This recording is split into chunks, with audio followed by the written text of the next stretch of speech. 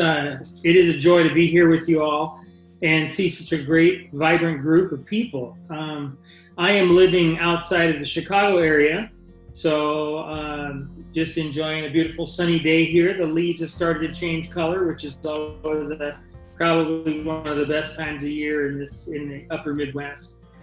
It's been my privilege to be invited to talk about faith and mental health, and after being in different ministry roles for the last 35 years, I've had a lot of connection with people inside and outside of faith, and have seen the benefit that faith, a well integrated faith, can have on someone's well-being. The reality is I'm going to try to share something here. Let me see if I can get to this here.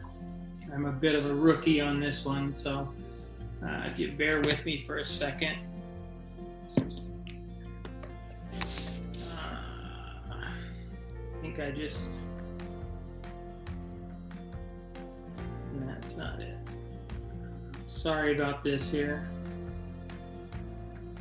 I think I need to share the screen first.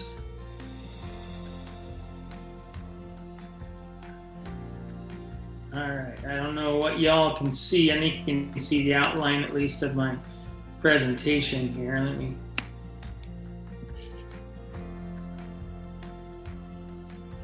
All right, let me go back.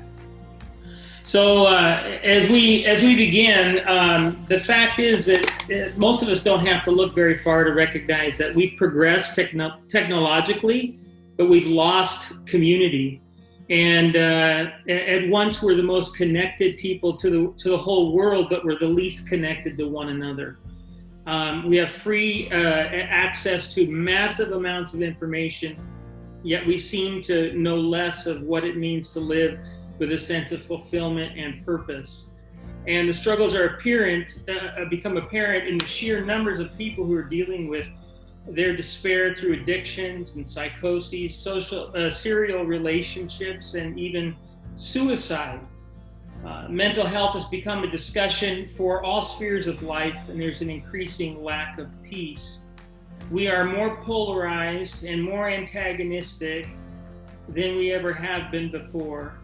We have an increasing lack of peace, and we're an unsettled bunch of people in the world today.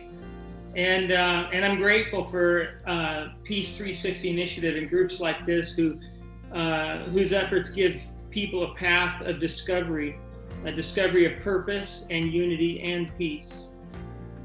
Today I want to discuss with you how a well-formed faith can aid in the recovery and development of mental health. Let me just start by saying, though, that there are a lot of religious people and religious practices which actually hurt the goal of good mental health. There are oppressive systems which keep people trapped, and they can actually keep people from experiencing the peace and wholeness that we all seek. We know that they damage people, using them as pawns for their own power rather than lifting up the value of the individual and the good of the community. That being said, I do believe we can use a faith foundation to encourage people to engage a life of meaning and value to others. A well-formed faith is one which is integrated into all parts of life, and it moves a person toward ideals that benefit the individual and the community as a whole. Faith provides a meta-narrative by which to understand the world, and it gives definition to one's own story so the individual can participate in that grand story to the fullest.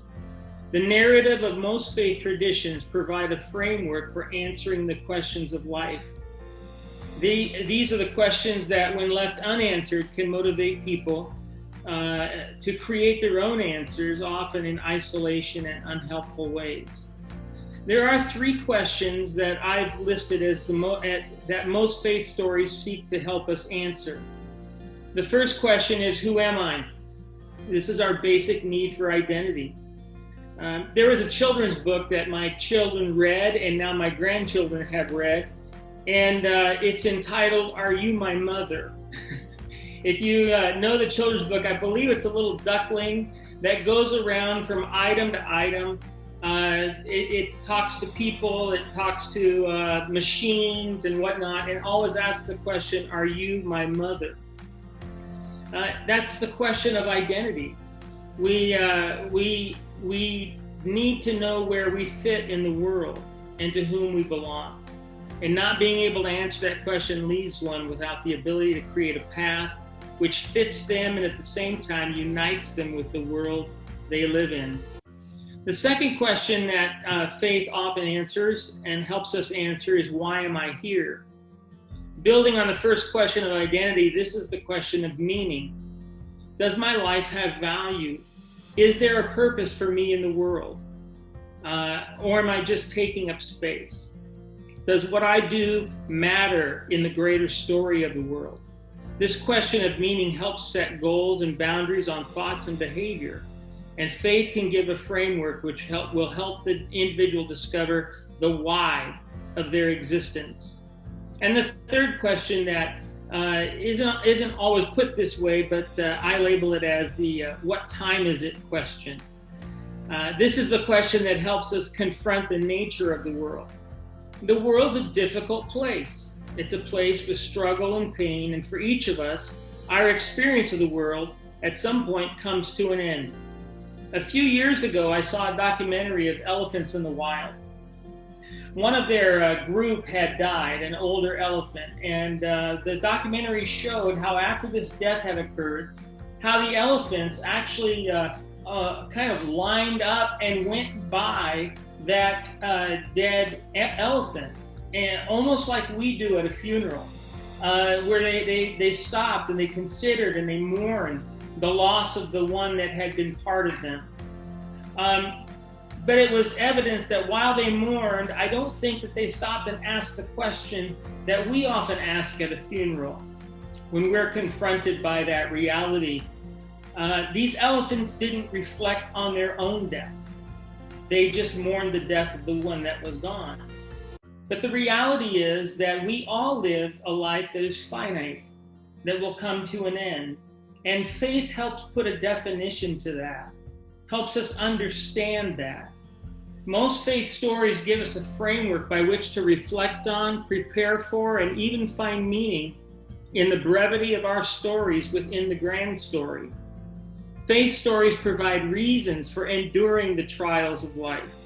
In every faith story, trials and struggles have meaning. They aren't disconnected events to endure, but they are part of a story of moving individuals and communities forward. Faith spurs us to create order in the midst of apparent chaos, to make an impact that will last beyond ourselves. So the stories of faith connect us. They connect us to the great story, but they also connect us relationally. They connect us to the greater God, or the greater good, which some call God. They help us find ourselves within the one who is greater than us. My son just came through alcohol rehabilitation. After 10 years of struggling with this addiction, he's on the path to recovery. And it was interesting, we went for a session at the facility he was at. It was a session for families. And they quoted this, they said, the opposite of addiction is not sobriety. The opposite of addiction is community. Addiction is isolation. And we long for that connection. We long for the connection with a greater story, with the one who is stronger than us, that can help us in times of trial, but also we look for that connection with one another. We need that together. Faith helps us create patterns which help others maintain and grow in their relationships with the other. Learning the patterns of giving and receiving love, learning to walk in reconciliation with others are key to maintaining healthy connections and therefore, I believe, mental health. There are also practices which persons participate in the meta-narrative of faith. In some traditions, they're called spiritual disciplines. And spiritual disciplines are activities which help us participate in that grand story. They create space for contemplation, reflection, a growing awareness of the world and of ourselves. And these practices help create patterns and rhythms to life. Prayer, meditation, gathering together, learning, and serving others all help people reorient themselves to that great story, that meta-narrative. This helps them understand their own stories, working out the questions of identity, meaning, and even perseverance. So no faith is perfect at forming individuals. Every faith participant, including those who lead, are flawed. But I believe a healthy faith perspective can invite us to walk toward the ideal in the company of others, for the good of others. And that provides a foundation for self-understanding and a framework for how to walk well in the world.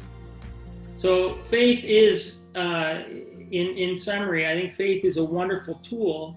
If we can understand people's faith and their faith stories, what they relate to and how they connect with the greater world, we can encourage them to walk that path toward harmony with the grand story that they hold to and harmony with one another. Thanks again for the opportunity to share today.